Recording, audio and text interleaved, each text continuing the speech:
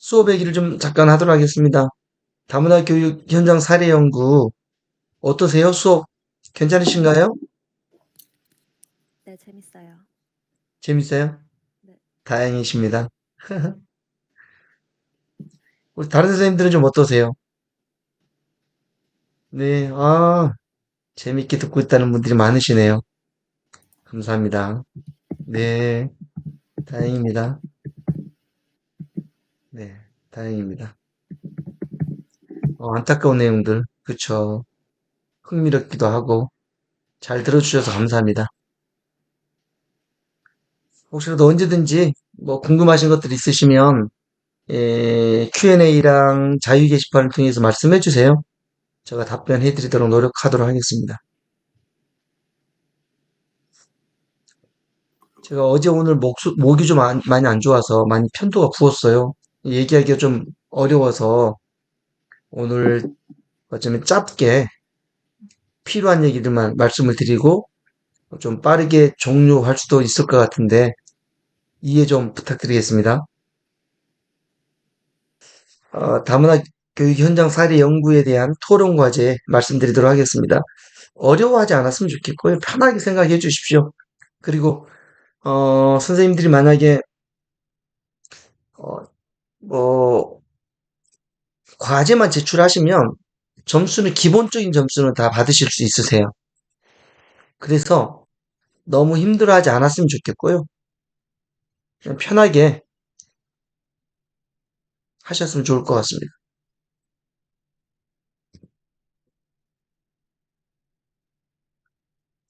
이제 토론 과제 제출하는 방법에 대해서 잠깐 말씀드리도록 하겠습니다.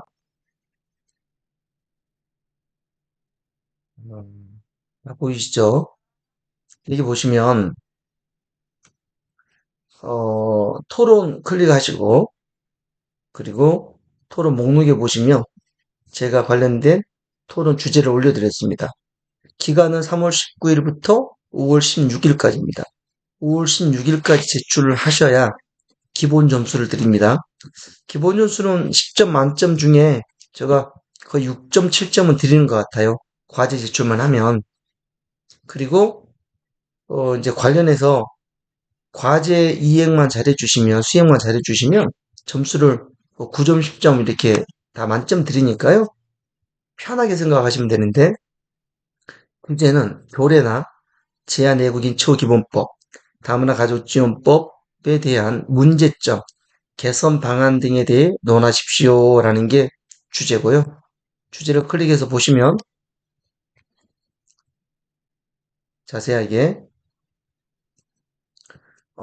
1번은 내가 거주하고 있는 지역의 다문화 관련된 조례, 이민자 관련된 조례, 문제점과 개선 방안. 자, 이제 주제 1번을 가지고 과제를 내드렸더니 해외에 계시는 분들은 내가 해외를 한국에서 떠난 지가 너무 오래됐어요. 뭐 다른 주제 없을까요? 라고 말씀하셔서 자 2번을 추가했어요. 다문화 가족지원법이나 제한외국인 처우기본법을 이 법령을 찾아보시고 문제점과 개선 방안에 대해서 논의해도 된다라고 말씀을 드렸어요. 1번 내지 2번 둘 중에 하나만 과제 수행해 주시면 됩니다. 토론 과제 작성 방법은요. 체계적인 방법이어야 된다. 서론, 본론, 결론으로 정리해 주시고 참고문헌이 있으면 참고문헌도 달아주시면 좋습니다. 그리고 이 서론, 본론, 결론을 가지고 본인이 체계적인 방법으로 과제를 올려주시면 되시고 이제 이게 이제 첫 번째예요. 과제 올려주시는 게 첫 번째고 두 번째는 다른 분들이 작성해 주신 토론문에 피드백을 남겨주셔야 되세요. 저 이제 아래 보면 지금 올라와 있는 글이 있으니까 보겠습니다. 과제 수행은 본인이 올리는 토론 과제 주제에 관련된 내용 하나 반드시 올리셔야 되고, 그리고 다른 선생님의 과제 토론문을 보시고 피드백을 남겨주셔야 되는데, 최소한 세 분 이상의 세 분 이상의 토론 주제를 보시고 피드백을 남겨주시면 될 것 같아요. 자세하게 설명해 드리도록 하겠습니다. 우선은 박명숙 선생님이 이미 수업을 올려놓으셨어요. 과제를 올려놨습니다. 조례나 재화 내국인 처우기본법, 다문화 가족 지원법에 대한 문제점과 개선 방안에 대한 개선 방안 해서 올려주셨는데 한번 들어가 보도록 하겠습니다. 봤더니 다문화 가족 지원법이 2007년 제정되고 2009년에 시행이 됐다라고 하시면서 부족한 부분 1, 2, 3 이렇게 과제를 수행해 주셨어요.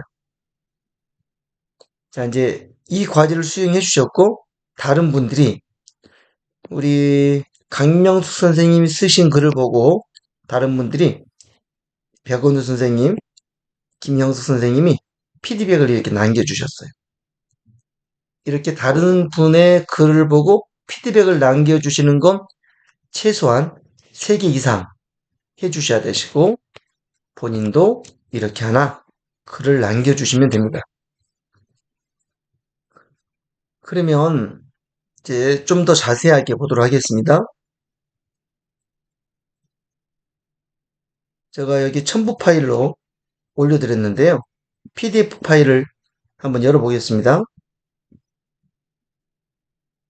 자, 보시면 지자체 먼저 지자체의 조례안을 찾는 방법을 좀 보도록 하겠습니다. 사이트를 보시면 되는데 자치법규 정보 시스템 검색을 해주세요. 자치법규 정보 시스템을 검색해 주시면 이런 사이트가 열립니다. 이런 사이트가 열리면 자신이 거주하는 시도, 시군구, 그리고 검색어를 집어넣으시면 되는데 제가 아래 보여드릴게요. 저는 고양시에 살고 있으니까 자치법규 정보 시스템에 들어가셔서 경기 클릭해 주시고 시군구는 고양시 클릭해 주시고 외국인 주민 작성하셔서 기재하셔서 검색 눌러주시면 관련된 조례가 이렇게 뜨게 돼요. 그러면 이걸 클릭을 해 보시면 자세한 내용들이 이렇게 나옵니다. 고양시 외국인 주민 및 다문화 가족 지원 조례. 대부분이 외국인 주민 및 다문화 가족 지원 조례가 있을 거예요.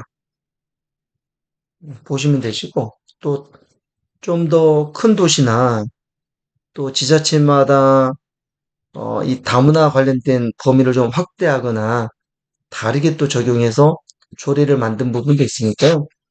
찾아보시면 좋으실 것 같으세요. 이렇게 해서 총칙부터 1조, 2조 쭉 이렇게 나오게 돼요. 그럼 내용을 보시고 내용을 살펴봤더니 이 조례에 대한 문제점이 뭔지 파악을 해주시고 어떻게 개선하면 좋을지 정리를 하시면 좋으실 것 같으세요. 이게 이제 지자체 조례 찾는 방법이고요. 이 사이트 말고 자치법규 정보 시스템 사이트 말고 또 다른 사이트 한번 더 소개하도록 하겠습니다. 국가법령정보센터예요. 여기는 법령도 나와 있고 자치법규, 행정규칙, 다양한 법령이 나와 있으니까 여기서 자치법규 클릭하시고 조례 규칙을 클릭하셔서 뭐 지자체 검색해 보면 관련된 조례를 찾으실 수가 있습니다. 이렇게 찾는 방법도 있어요. 두 가지 중에 하나를 선택하시면 되시고 다음에 나는 조례가 아니라 다문화 가족지원법이라든지 제한외국인 처우기본법 관련해서 법령을 찾아보고 문제점이라든지 개선 방안에 대해서 찾아보고 싶다라고 하시는 분들은 동일하게 국가법령정보센터에 제한외국인 처우기본법 이렇게 치시고 검색 누르시면 제한외국인 처우기본법이 이렇게 나옵니다. 그러면 일장 총칙부터 해서 쭉 나오게 되는데 혹시 뭐 좀 수정이 필요하다, 개선이 필요하다, 추가적인 내용들이 필요하다, 라고 생각하시는 것들이 있으면 여기에 추가했으면 좋겠다, 아니면 이것이 좀 개정됐으면 좋겠다, 이런 것들을 여러분들이 작성을 해주시는 겁니다.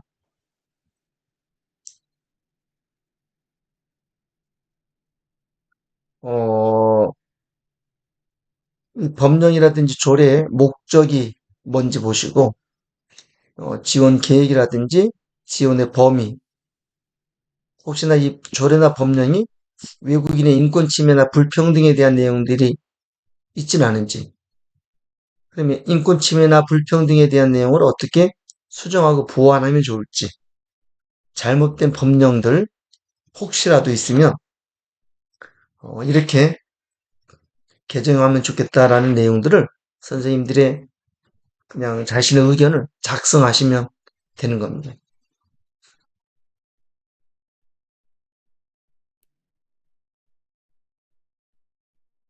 자, 여기까지 설명을 해드렸는데 좀 어려우시죠?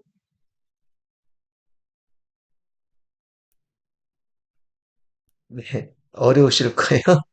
그래서 어, 하나 더 이제 제가 또 찾아가는 방법을 한 번 더 안내를 해드릴 텐데 우리 세종 사이버대학교에 여러분 들어가시면 도서관이 있어요. 사이버 도서관이 있는데 그 도서관에 들어가 보시면 제가 토론 과제를 올려놓은 내용하고 비슷한 내용들이 있더라고요. 찾아보시면 되는데 제가 이용하는 방법을 안내해 드리겠습니다.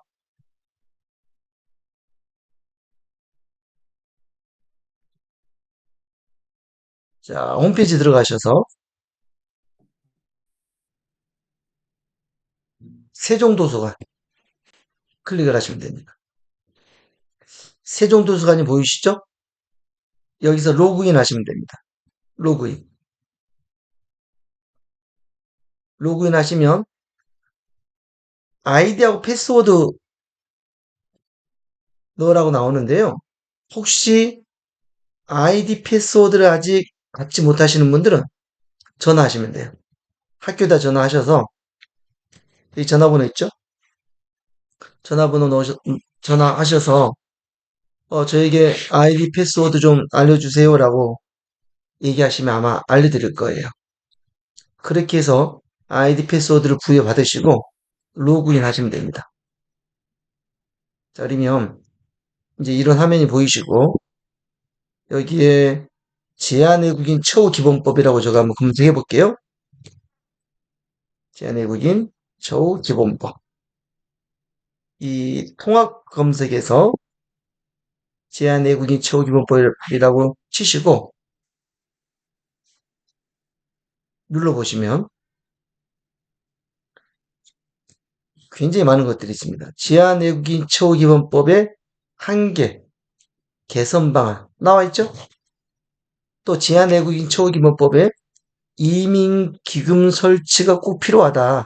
지금 없거든요. 관련된 내용이 없으니까 추가해야 된다. 라는 내용도 나왔고, 킹던의 정책 흐름 모형을 적용한 제한외국인 처우기본법의 정책 형성 과정을 연구한 내용도 있네요. 또, 제한외국인 처우기본법의 한계와 개선 방안. 자, 이런 내용들이 쭉 있으세요. 그럼 제가 한번 하나만 열어보겠습니다. 클릭을 해서 넘어가죠? 그러면 편한 거 클릭하시면 돼요. 위에 보시면 어, 여러분 몇 가지가 나오게 되는데 여기서 편한 거 그냥 클릭하시면 되는데 저는 두 번째 거 한번 클릭해 볼까요?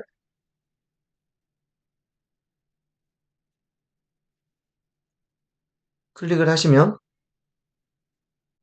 자, DBPR로 넘어가네요. 여기에서 다운받기를 한번 눌러보겠습니다. 다운받기 했더니 이렇게 아래 다운이 됐죠? 클릭해 보겠습니다. 자, 클릭했더니 박민지, 이춘원 박사님들이 쓰신 내용들이 나와요. 여기 보면 서론 부분 나오죠? 서론 부분 나오고, 그리고 자, 이제 본론으로 들어가서 국내 이주민의 특징과 현황, 이주민의 의의, 국내 이주민의 특징, 그다음에 현황 이렇게 쭉 나오죠. 이것까지 다 하라는 얘기는 아니에요. 그래 해외 선진국가의 이주민 관련 법률이 뭐가 있는지 프랑스라든지 캐나다, 일본 관련된 법령들이 이렇게 쭉 소개가 돼 있어요. 캐나다는 이렇게 하고 또 어느 나라는 이렇게 하고 어느 나라는 이런 이주민 관련된 이민 법령이 이렇게 있다. 그런데 이제 본격적으로 우리 얘기하겠죠. 쭉 내용 하면서 우리나라는 재외내국 이처우 기본법이 있는데 이 세 개 나라에 비해서 어떤 문제점들이 있다 하고 문제점에 대한 내용들을 쭉 적어 놓으셨어요. 그리고 개선 방안도 쭉 적어 놓으셨어요. 자, 이렇게 해서 마지막 본인이 하고 싶은 얘기를 결론 부분으로 해서 자신의 이야기를 정리해 주셨어요. 이렇게 과제를 수행해 주셨고 마지막 참고문헌도 이렇게 나와 있습니다. 참고문헌까지 나와 있죠?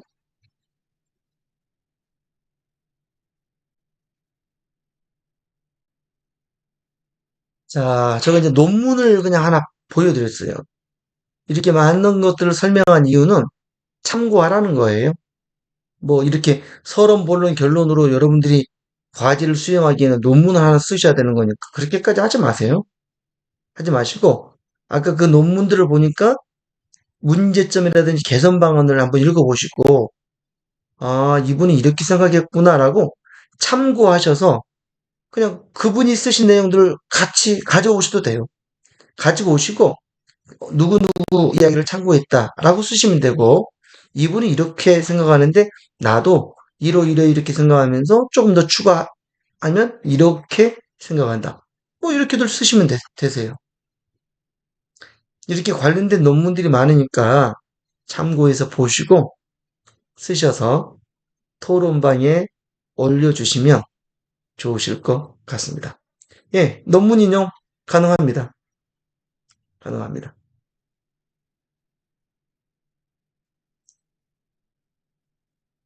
자, 이제 과제에 대해서 설명을 해드렸는데 많이 어렵다고 생각하시는 분들이 많으실 것 같아요. 또 하다 보면 아, 왜 이런 과제를 줬어? 라고 하시는 분들 계실 텐데 그냥 논문 몇 개 읽어보시라고요. 예, 분량은 상관없습니다. 뭐, 한 장, 두 장 하셔도 괜찮습니다. 서론, 본론, 결론으로만 체계적으로 맞춰주시면 될 것 같아요. 이상으로 마치도록 할 텐데요. 다음 주에 또 뵙도록 하겠습니다. 수고하셨습니다. 네, 감사합니다. 수고하셨습니다.